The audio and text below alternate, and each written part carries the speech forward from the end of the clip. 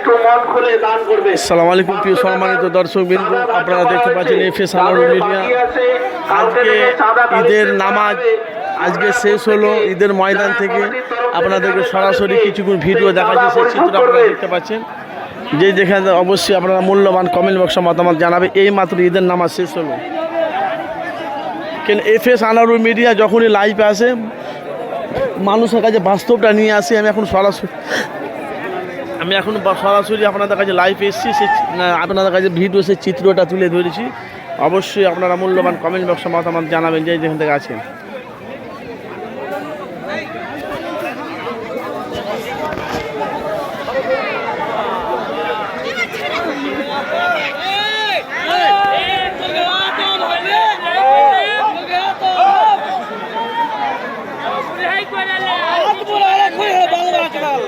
বাল বাড়ায় অনেক তো আগে করছে, বুদ্ধি নেই তো।